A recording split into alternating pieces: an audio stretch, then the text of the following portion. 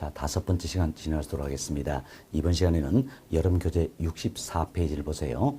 64페이지 3장 부동산 정책론이다 소개되어 있죠. 정책론에서 개괄적인 내용을 말씀을 좀 드리도록 하겠습니다. 우리 교재 1절 정책의 의미 및 기능이다 소개했죠. 이 부분 중심으로 설명을 좀 드리도록 하겠습니다. 자, 먼저 여기 보시기 바라겠습니다. 자, 우리 인간들은 부동산을 대상으로 해서 끊임없는 행위를 가하고 있다라는 겁니다. 처음 우리 인간들이 부동산을 대상으로서 가하는 행위 이를 가리켜서 우리가 부동산 활동이다 이렇게 용어 정리했습니다. 이 같은 부동 활동이 올바르게만 전개된다면 부동산과 인과관계는 아무런 문제가 없겠죠. 그러나 경우에 따라서는 올바르지 못한 활동이 이루어질 수가 있더라. 좀 올바르지 못한 활동을 해서 부동산과 인간과의 관계가 악화된다라는 겁니다. 좀 관계가 악화되면 뭔가 문제가 발생했다 할 수 있겠죠.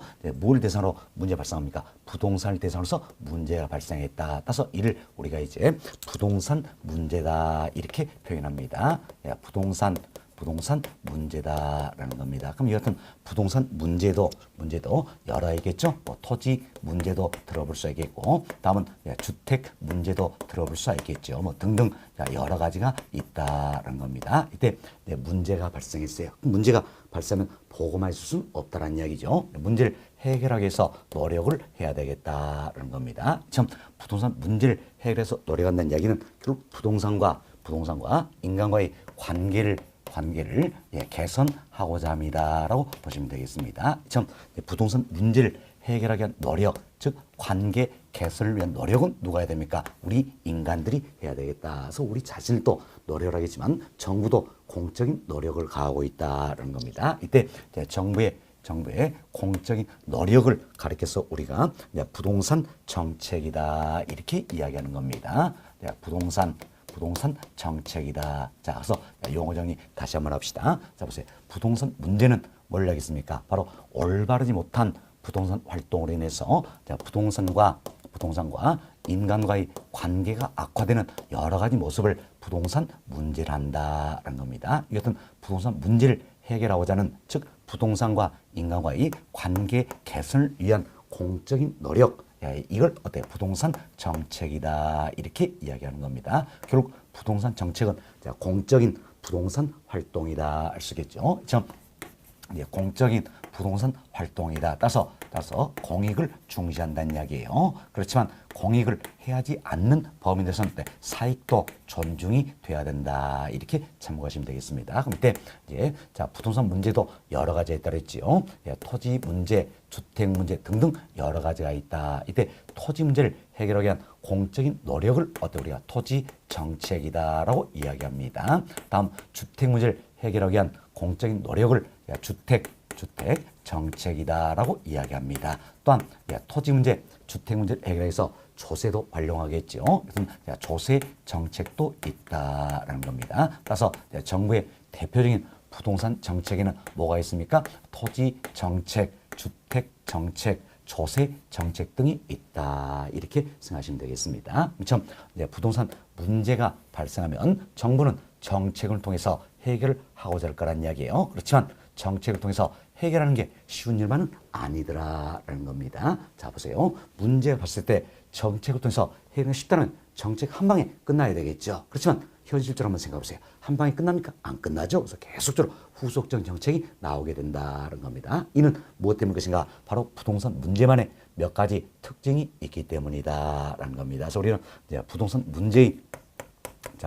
문제의 특징에 대해서 간단하게 살펴드리도록 하겠습니다. 자, 먼저 부동산 문제는 악화 성향이라는 특징을 지니게 된다는 겁니다. 말 그대로 보세요. 악화 성향이라는 것은 악화된다는 이야기예요. 한번 문제가 발생하면 시간이 지나서 점점 더 나빠진다. 이게 악화된다는 거지요. 그래서 점점 더 나빠진다. 이게 이제 악화 성향의 특징이 있다는 겁니다. 그럼 우리 예를 한번 들어봅시다. 정부가 주택 공급을 중단했어요. 주택 공급을 중단하면 주택 문제가 발생하겠죠. 이때 발생된 주택 문제는 시간이 지남에 따라서 점점 더 안 좋아진다 할 수 있겠죠. 이 같은 게 바로 이제 악화 성향의 대표적인 사례가 된다 이렇게 보시면 되겠습니다. 다음 두 번째, 부동산 문제는 한 번 발생하면 원상태로 되돌리기가 어렵다는 겁니다. 지금 원상태로 되돌리는 게 어렵다. 이 같은 특징을 가지고 우리가 비가역성이다. 이렇게 이야기합니다. 여기선 여러분들이 이 B자를 조심하셔야 되는 겁니다.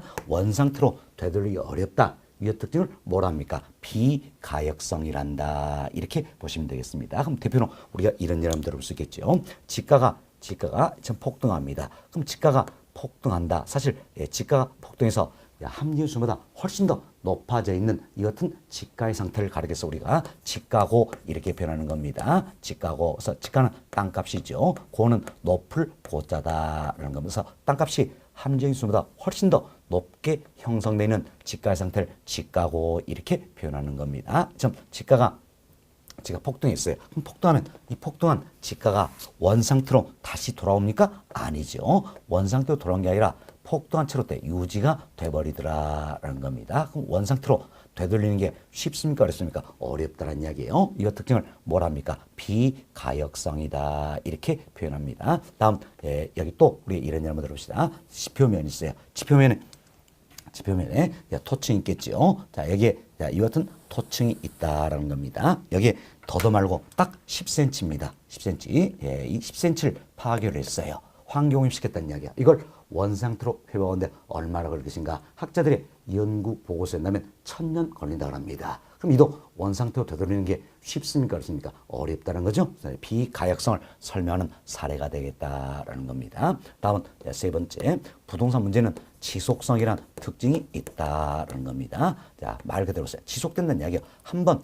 부동산 문제 발생하면 지속적으로 나타난다 그 이야기죠. 우리가 예를 들어서 토지의 수요는 어때? 증가합니다. 그럼 토지의 수요는 증가하는데 토지의 물리적 공급은 물리적 공급은 가능합니까? 불가능합니까? 불가능하다. 우리 배웠죠? 토지의 물리적 공급은 토지의 절대량을 늘리는 겁니다. 절대량은 늘릴 수 있어요? 없어요? 없다라는 이야기. 뭐 때문입니까? 바로 부증성이란 특성 때문에 물리로 절대량은 늘릴 수가 없다라는 겁니다. 그럼 보세요. 토지의 수요는 증가인데 물리로 토지 절대량을 늘릴 수가 없기 때문에 이로 인해서 어때? 토지 부족 문제가 발생하게 된다라는 겁니다. 이는 부증성, 이특성 때문이다 할 수 있겠지요. 참 토지 부족 문제가 발생하는데 이 발생된 토지 부족 문제는 일시적입니까? 지속적으로 나타나는 겁니까? 지속적으로 나타난다 할 수 있겠죠. 이 특성을 우리가 지속성 이렇게 이야기하는 겁니다. 다음은 부동산 문제는 여러 가지 원인에서 발생한다. 복합성. 또한 해결선도 다양하다라는 이야기예요. 해결선의 다양성. 자, 이와 같은 부동산 문제만의 몇 가지 특징들이 있다라는 겁니다. 자, 우리 5가지 얘기했죠. 악화 성향, 비가역성, 지속성, 복합성, 해결선의 다양성이다. 이와 같은 부동산 문제만의 몇 가지 특징으로 인해서 부동산 문제가 발생했을 때 정책을 통해서 해결하는 게 쉬운 일만은 아니다. 이렇게 생각하시면 되겠습니다. 됐습니다. 이런 정도로 정리하시면 되겠고 여기서는 딱 하나만 조심합시다. 자, 원상태로 다시 되돌리기 어렵다. 이 특징을 뭐라 했습니까? 비가역성이다. B자 이거 하나만 조심하시면 되겠습니다. 자, 이렇게 해서 저희들이 부동산 문제와 부동산 정책에 대해서 개괄적으로 소개를 해드렸어요. 교재 잠깐 살펴보도록 하겠습니다. 자, 여러분 교재 보겠습니다. 자, 64페이지 봅시다. 자, 64페이지 보시면 자, 1번 챕터 부동산 문제다 소개되고 있지요. 자, 평으로 1번. 자, 동그라미 1번 봅시다. 부동산 문제란 부동산과 인간과의 관계 악화 때문에 발생하는 여러 가지 부작용을 말한다. 그래서 우리가 여기 설명드렸죠. 부동산 문제라는 것은 이제 부동산과 인간과의 관계가 악화되는 여러 가지 모습을 말한다. 이렇게 이해하시면 되겠습니다. 다음 동그라미 2번 보세요. 부동산 문제도 여러 가지가 있다 그랬죠. 두 번째 끝부분 토지 문제 그리고 그 아래줄 주택 문제 등이 있다. 이렇게 보시면 되겠습니다. 자, 이 정도로 이해하시고요. 나머지는 참고하셔도 될 내용들이 되겠습니다. 자, 그리고 여러분 교재 66페이지를 한번 봅시다. 자, 66페이지는 평으로 4번 부동산 문제의 특성이다 소개되겠죠. 자, 우리가 여기서 말씀드린 부동산 문제의 특징 이걸 다루고 있는 그와 같은 부분이 되겠습니다. 그래서 제목 정도만 이해하시면 되겠어요. 자, 동그라미 1번 악화 성향이다. 동그라미 2번 비가역성이다. 이때 B자 조심하자 그랬지요. 다음 3번 지속성. 다음 4번 복합성, 5번 해결수단의 다양성. 이 같은 부동산 문제만의 몇 가지 특징이 있다. 이렇게 제목 정도만 이해하시면 될 내용들이 되겠습니다. 자, 그리고 67페이지로 넘어갑니다. 자, 67페이지는 두 번째 챕터 부동산 정책이다 소개인데, 평가로 1번 정책의 의 이야기 드렸습니다. 자, 첫 번째로 봅시다. 부동산 정책이란 부동산 문제를 해결하여 부동산과 인간과의 관계 개선을 목적으로 하는 정부의 공적인 노력을 말한다. 우리 여기서 말씀드렸죠. 자, 부동산 정책이라는 것은 자, 부동산 문제를 해결하고자 하는 정부의 공적인 노력이다. 또한 부동산과 인간과의 관계 개선을 위한 관계 개선을 위한 정부의 공적인 노력이다. 그래서 공적인 부동산 활동이 된다. 이렇게 말씀을 드렸습니다. 이런 점도 이해하시고요. 다음은 평고로 3번 봅시다. 평고로 3번 보시면 정부 개입의 필요성이다. 소개되어 있죠? 이 부분이 굉장히 중요한 부분이에요. 여기서 우리가 이제 많은 내용들을 정리를 좀 하셔야 되겠다는 겁니다. 그래서 먼저 제가 판서를 통해서 설명을 드릴 테니까 설명 잘 들어보시고 교재는 제가 설명드린 이후에 몇 가지 체크를 좀 해드리도록 하겠습니다. 자, 먼저 정부가 부동산 시장에 개입을 하고자 한다는 겁니다. 무엇 때문에 시장에 개입을 할 것인가? 시장 개입의 필요성이 있다라는 거죠. 시장 개입의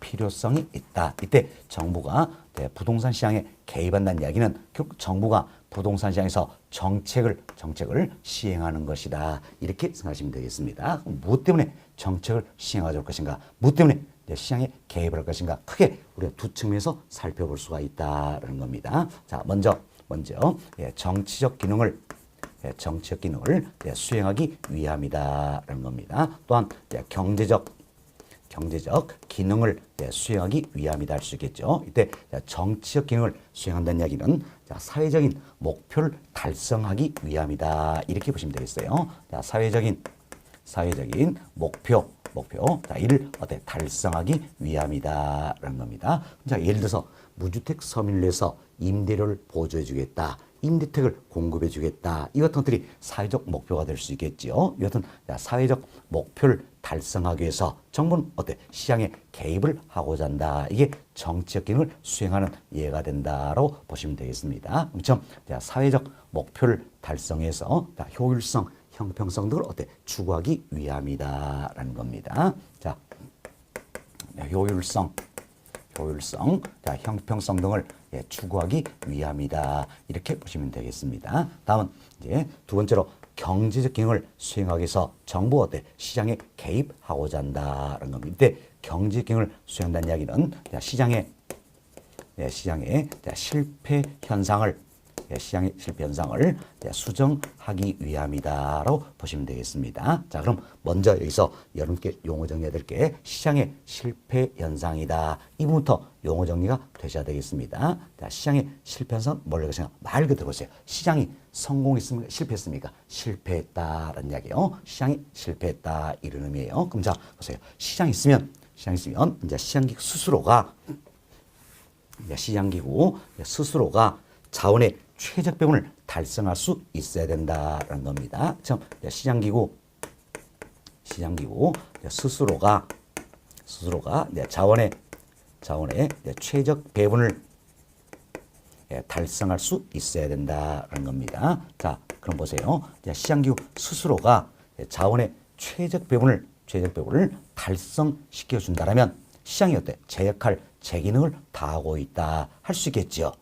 그럼 시장은 성공했다 그 이야기예요. 그래서 시장 스스로가 자원의 최적 배분을 달성한다면 시장이 제 역할, 제 기능을 다하고 있다라는 겁니다. 그렇지만 경우에 따라서는 시장이 스스로 자원의 최적 배분을 달성하는데 실패하다라는 이야기예요. 그럼 자원의 최적 배분을 달성하지 못하다라는 이야기예요. 그럼 이때는 시장이 제 역할, 제 기능을 다 했습니까? 다 하지 못했습니까? 다 하지 못했다 할 수 있겠죠. 이걸 가려서 우리가 시장의 실패 현상이다 이렇게 이야기합니다. 그럼 시장의 실패 현상이 나타나면 시장에만 맡겨두면 됩니까? 안 됩니까? 안 되겠다는 이야기예요. 그래서 정부가 여튼 시장의 실패 현상을 수정하기 위해서 개입을 한다는 겁니다. 결국 시장의 실패 현상을 수정한다는 이야기는 시장의 실패성을 수정한다는 이야기는 정부가 개입해서 자원의 최적 배분을 어때? 달성하고자 합니다. 이렇게 보시면 되겠어요. 이게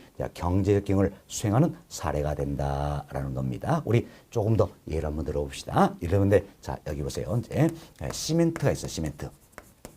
시멘트인데 시멘트가 하루에 사회적으로 100만 포가 필요하다는 이야기예요. 그럼 하루에 100만 포가 필요하다면 시멘트를 생산하는 회사에서 하루에 필요한 양인 100만 포를 100만 포를 공급을 시켜줘야 되겠지요. 100만 포를 공급을 시켜준다는 이야기야. 그럼 자, 100만 포가 필요한데 시멘트를 생산사가 100만 포를 공급시켜준다면 결국 수요와 공급이 일치되겠죠. 그래서 자원의 최적 배분은 달성이 된다라는 겁니다. 된다. 그렇지만 경우에 따라서는 시멘트를 생산 회사가 이처럼 100만 포를 생산할 만한 설비를 가지고 있음에도 불구하고 훨씬 더 많은 양을 생산합니다. 200만 포 또는 훨씬 더 적게 생산한다. 50만 포. 자, 이처럼 사회적으로 필요한 양보다 많이 생산한다. 과대 생산이 되겠지요.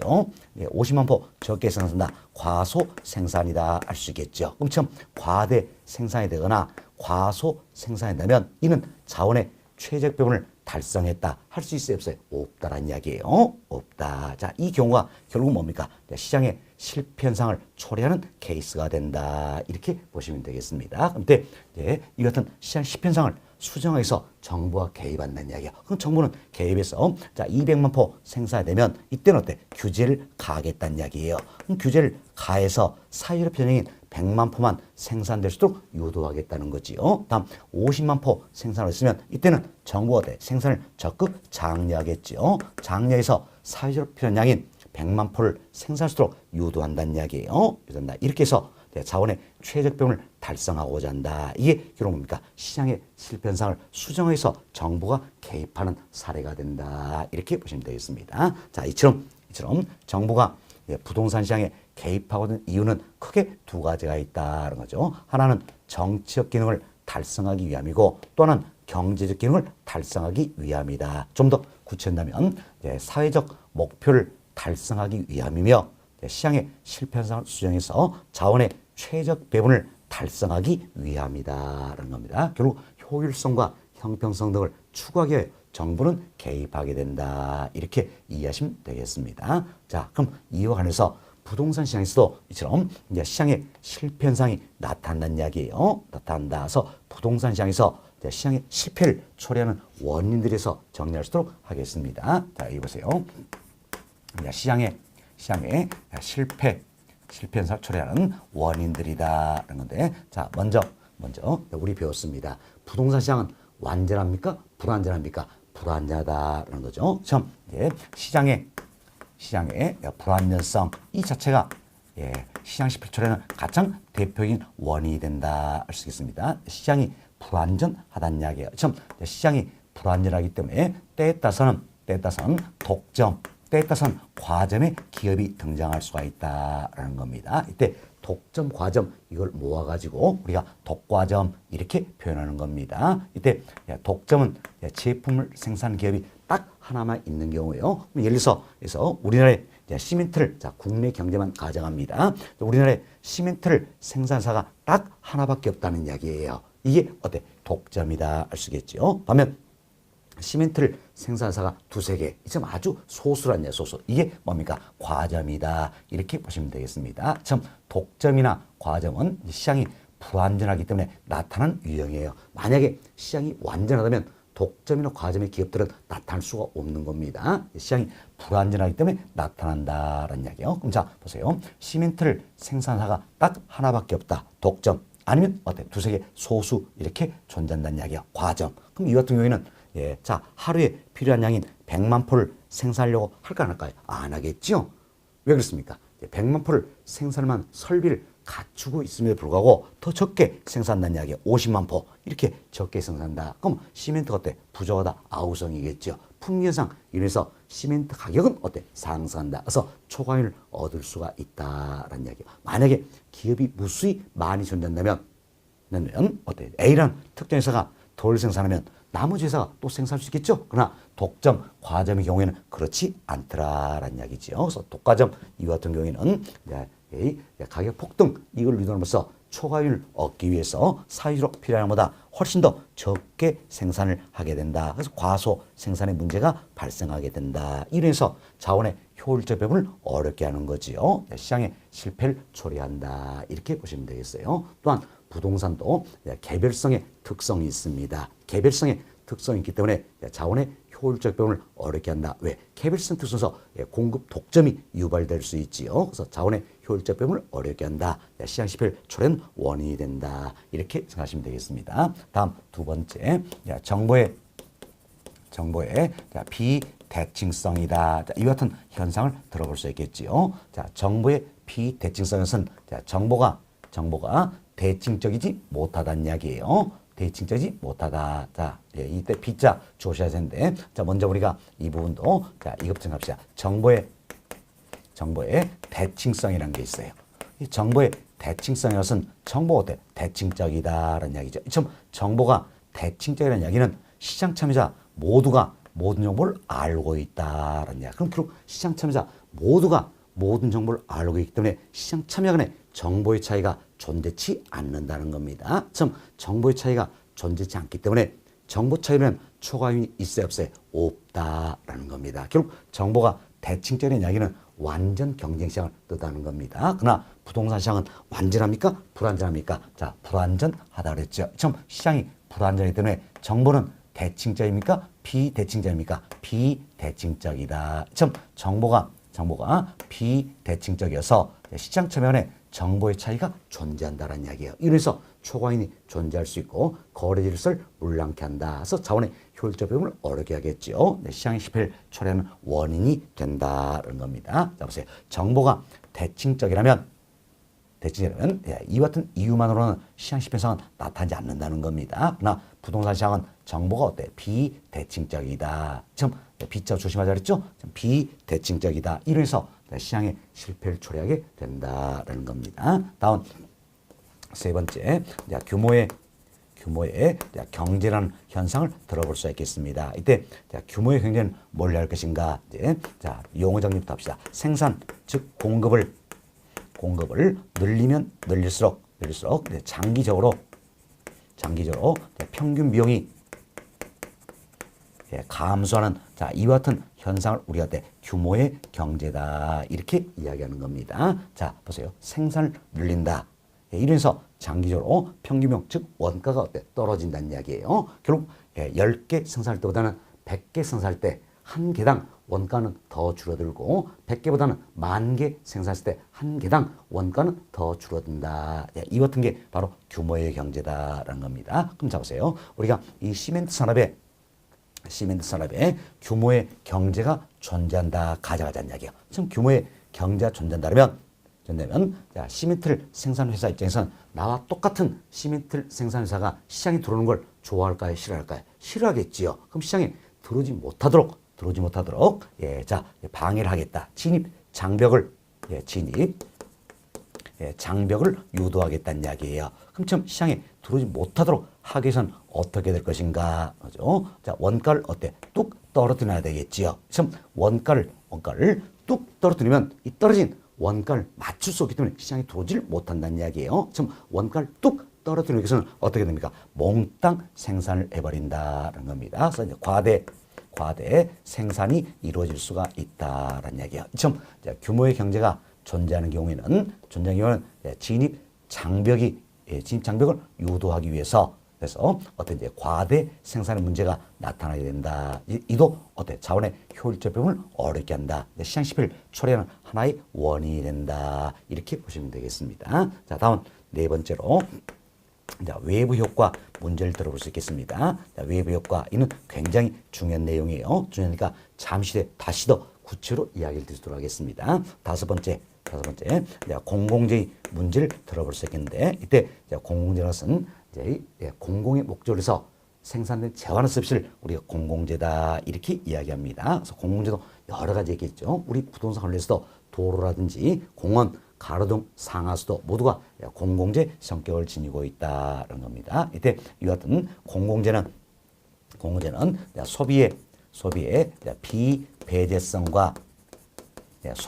소비의 비경합성의 특성을 지니는 재화다. 이렇게 보시면 되겠어요. 자, 어떤 측면입니까? 소비 측면이에요. 소비 측면에서 비배제성과 비경합성의 특성을 지니고 있다라는 겁니다. 우리 공공재 대표님으로서 몇 가지 말씀드려요. 공원 한번 생각해 봅시다. 공원.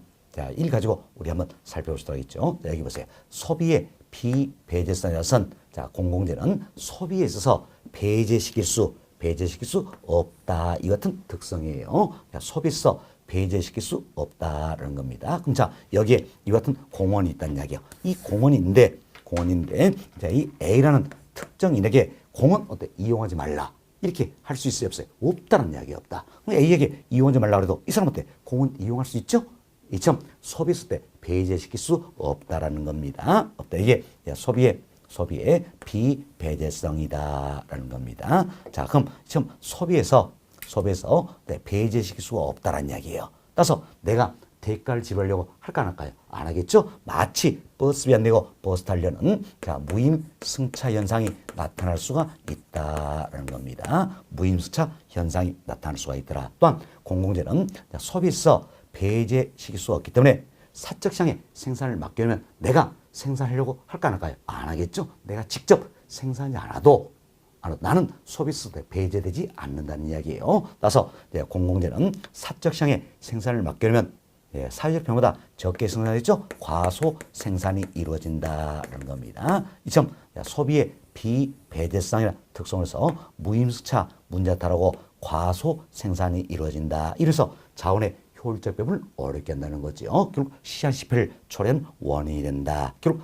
사적 시장만 맡겨놓으면 사회적 평보다 적게 생산되기 때문에 이 공공재는 정부가 공공의 기금이나 세금을 공급하는 경우가 많다. 이렇게 보시면 되겠습니다. 다음 공공재는 소비의 비경합성의 특성을 지니고 있다는 겁니다. 이때 소비의 비경합성에서는 공공재는 소비에 있어서 경합되지 않는다. 이 같은 특성이에요. 소비에서 경합되지 않는 이야기는 내가 아무리 소비하더라도 다른 사람이 소비를 방해치 않는다. 내가 소비도 다른 사람도 소비할 수 있다. 결국 공동 소비가 가능하다. 이 같은 특성을 말한 겁니다. 자, 보세요. 내가 이 공을 이용해도 다른 사람도 공은 이용할 수 있어요, 없어요? 있다라는 이야기예요. 공동 소비가 가능하다. 이 특성이 자, 소비의 비경합성이다. 이렇게 보시면 되겠습니다. 자, 이처럼 이 공공재는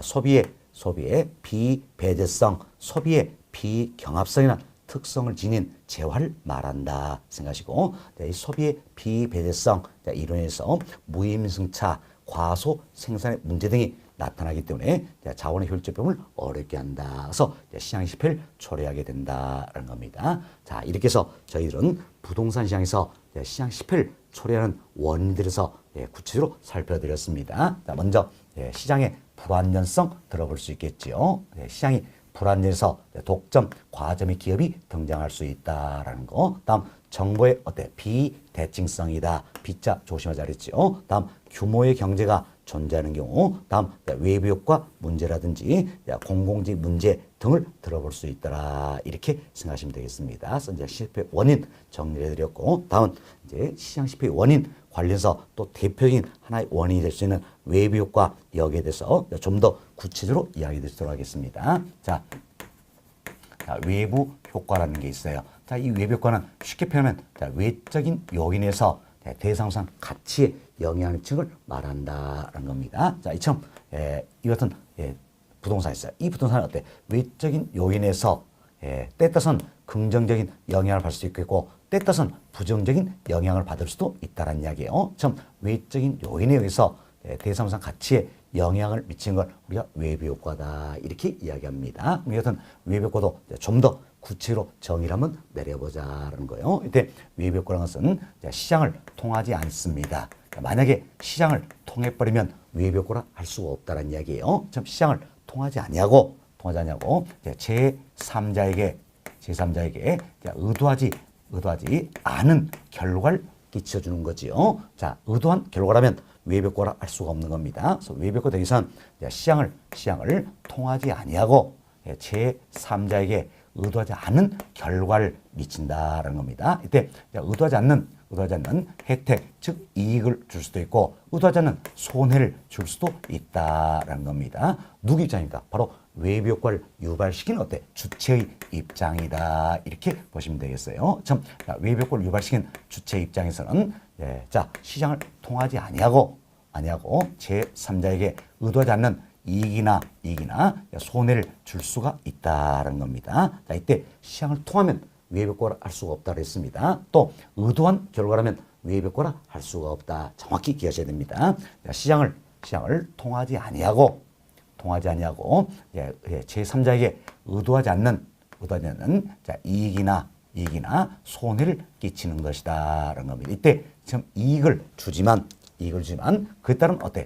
그에 따른 대가를 받지 못한다는 겁니다. 자, 이익을 주지만 그에 따른 대가를 받지 못한다라는 것. 또 자, 손해를 끼치지만 그에 따른 대가를 지불하지 않는 경우를 말한다. 만약에 이때 대가를 받아버리거나 대가를 지불한다면 이는 어때? 시장을 통한다 할 수 있겠어요. 외부 효과라 할 수 있어요, 없어요? 없다라는 겁니다. 없다. 따라서 이 외부 효과라는 것은 자, 시장을 통하지 아니하고 제3자에게 자, 의도하지 않는 이익이나 손해를 끼침을 불구하고 그에 따른 대가를 받지도 지불하지도 않는 상태를 말한다. 누구 입장입니까? 주체의 입장에서다라는 겁니다. 자, 외부 효과를 유발시킨 주체의 입장에서다. 반면 이제 제3자 입장에서 한번 생각해 봅시다. 제3자 입장에서는 자 보세요. 이제 이익을 얻었죠?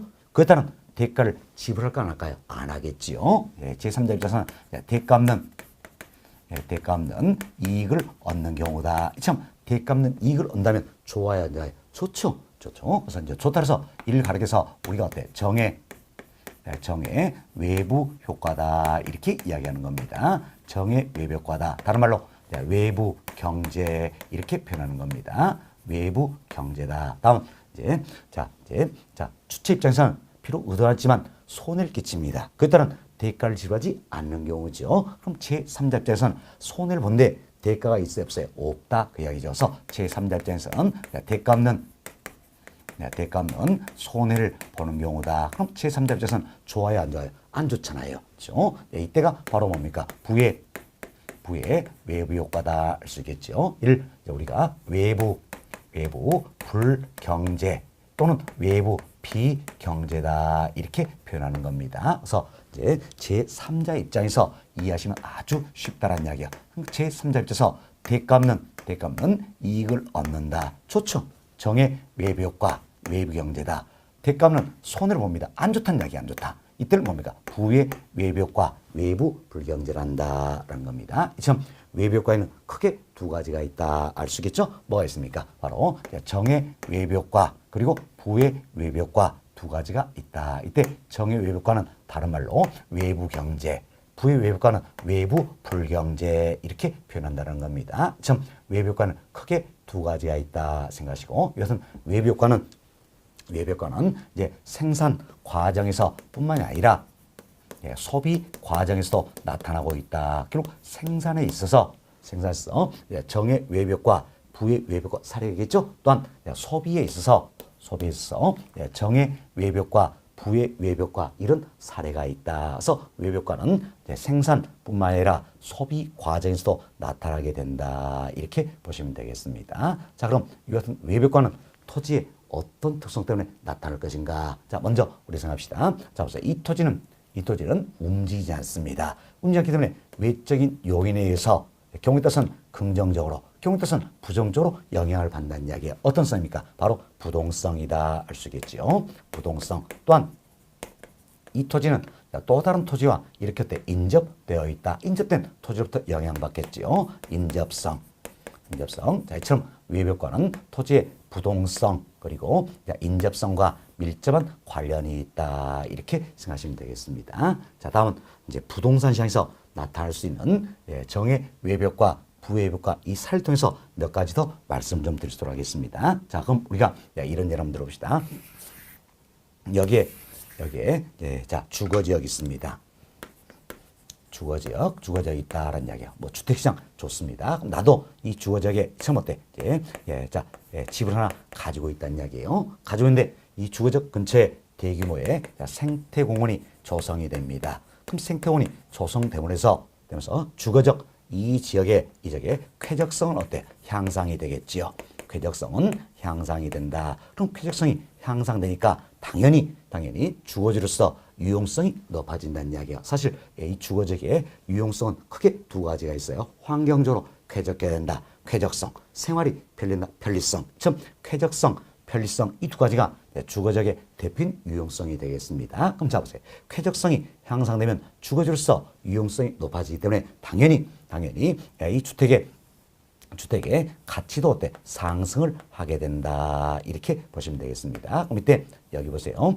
생태공원 조성자가 결국 뭡니까? 외부 효과를 유발시키는 주체가 된다. 할 수 있겠죠. 주체가 된다. 다음 주택시장에 집을 가진 나는 뭐가 됩니까? 제3자가 된다. 이렇게 보시면 되겠습니다. 그럼 자 보세요. 생태공원 조성자 입장에서는 내 집값 올려줄 목적으로 생태공원 조성했을까요?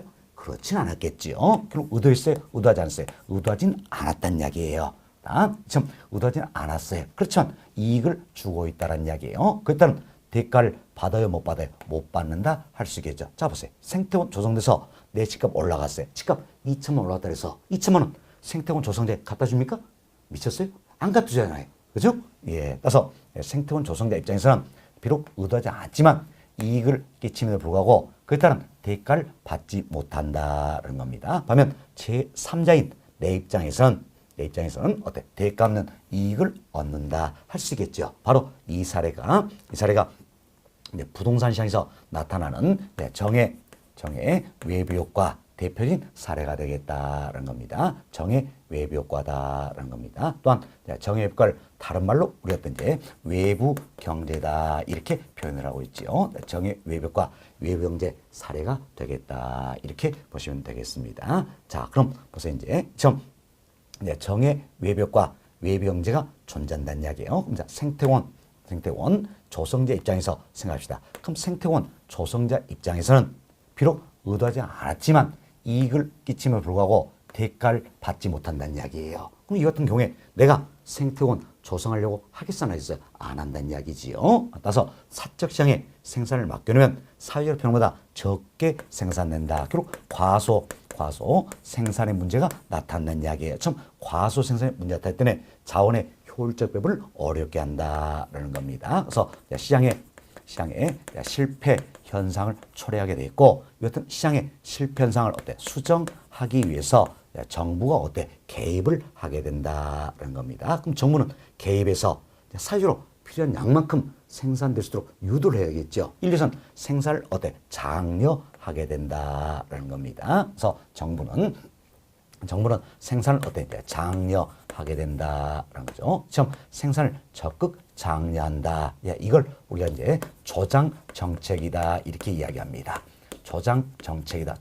적극 장려한다 이런 의미예요. 그래서 적극 장려하는 조장 정책을 시행한다. 그래서 생태공원 조성자에게 이제 보조금을 지원해 주기도 하고 피과세처럼 세상 혜택을 부여하기도 한다는 이야기예요. 등의 방법을 통해서 생산을 적극 장려한다는 겁니다. 그럼 정부가 이처럼 개입해서 생산을 적극 장려하면 이제 어떻습니까? 생태공원의 조성은 과거보다 더 늘어난다 할 수 있겠죠? 그래서 생태공원의 공급은 증가하게 된다. 그래서 사회적 필요만큼 생산될 수 있게 된다. 이렇게 보시면 되겠습니다. 됐습니다. 자, 다음 또 여기 봅시다. 여기 보시면 여기에 역시 주거지역이 있어요.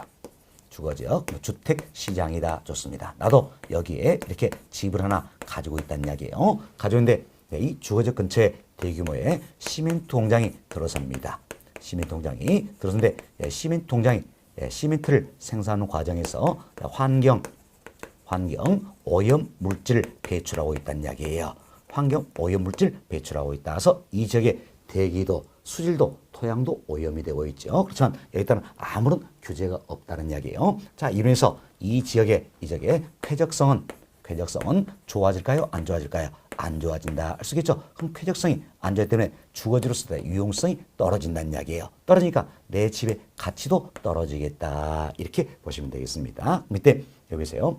시민통장은 어떤 이제 외부 효과를 유발시키는 주체가 되겠죠. 주체가 되고 주택시장에 집을 가져온 나는 뭡니까? 제3자가 된다 할 수 있겠죠. 그럼 자, 시민통장 입장에서는 내 집값 떨어뜨릴 목적으로 시멘트를 생산했을까요? 그렇진 않았겠지요. 의도하진 않았다는 이야기예요. 그렇지만 집값 떨어졌어요.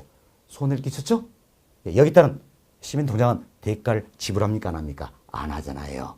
만약에 대가를 지불했다면 외적에서 부정적을 받는다 할 수가 없죠? 그럼 외벽과 아니란 이야기예요. 아니다.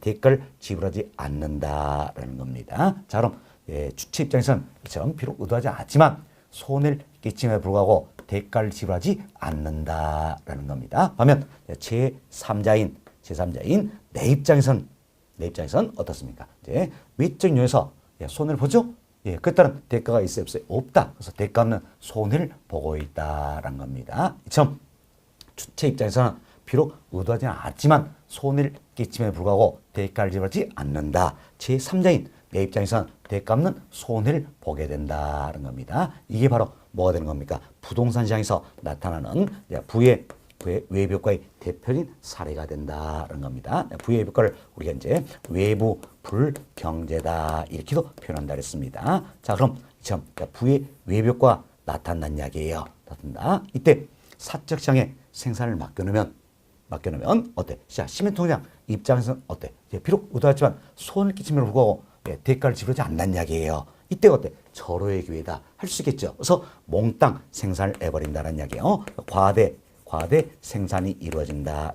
과대 생산이지만 역시 자원의 효율적임을 어렵게 한다. 그래서 어때? 시장에 실패 현상을 초래하게 되고 이를 어때? 수정하기 위해서 정부는 어때? 개입을 하게 된다는 겁니다. 그럼 결국 정부가 개입해서 어떤 이제 사회적으로 필요한 양만큼만 생산될 수 있도록 유도하겠죠? 그럼 정부는 생산을 적극 장려될까요? 규제를 갈까요? 규제를 가한다는 겁니다. 이때는 규제 정책을 시행한다. 금지가 아니에요. 자, 시멘트 생산을 금지시켜버린다. 할 수 있겠죠. 왜? 시멘트는 반드시 필요한 자재이기 때문에 시멘트 생산을 금지시킬 수는 없는 겁니다. 사회적으로 필요한 양만큼만 생산될 수 있도록 규제를 가한다는 겁니다.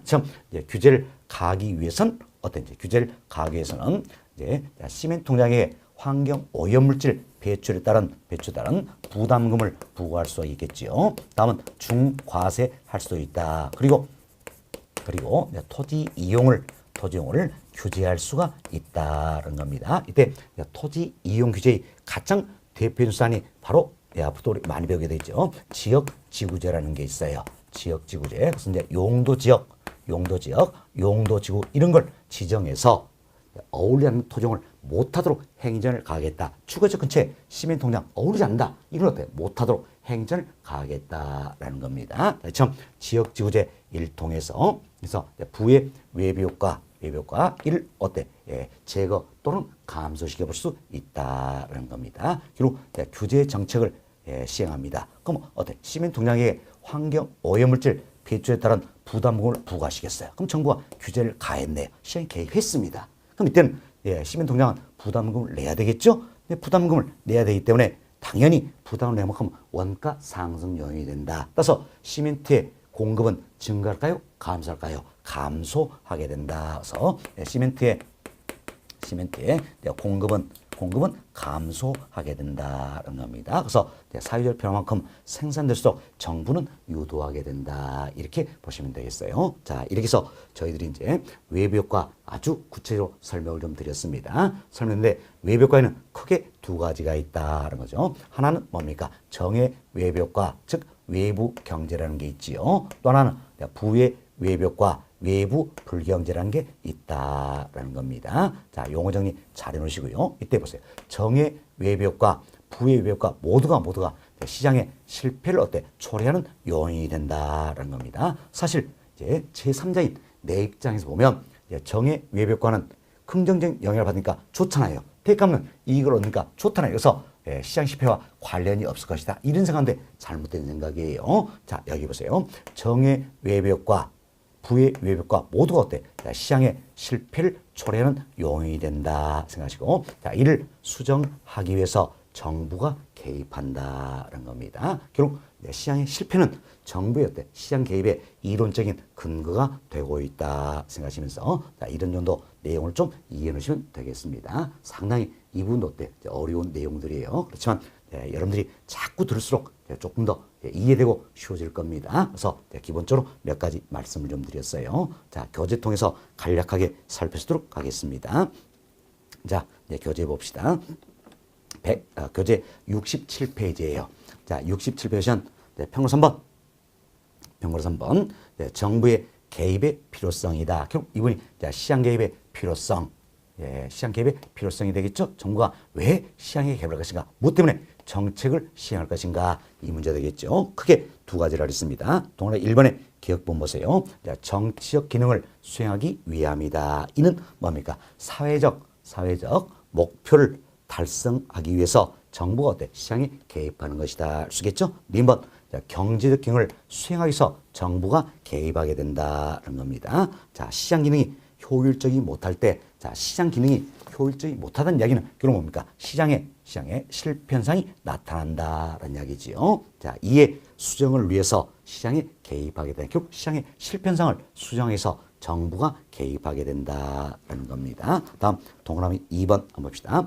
자, 외부 효과의 문제 해결이다. 자, 우리가 여기서 외부 효과 설명드렸죠? 이 같은 외부 효과도 크게 두 가지가 있다. 정의 외부 효과, 즉 외부 경제라는 거, 부의 외부 효과, 즉 외부 불경제라는 거 두 가지가 있다. 둘 모두가 어때? 시장의 실패를 초래하는 원인이 된다. 이야기 드렸죠. 그럼 여하튼 시장의 실패를 수정하기 위해서 정부가 시장에 개입할 수 있어요, 없어요? 있다라는 겁니다. 그래서 오늘 이번 외부 효과의 문제를 해결하기 위해서 정부가 어때? 시장에 개입한다. 이렇게 보시면 되겠습니다. 다음 동그라미 3번 보세요. 동그라미 3번 첫 번째 봅시다. 시장의 실패란, 자, 우리 여기서 시장 실패 용어 정리를 했죠.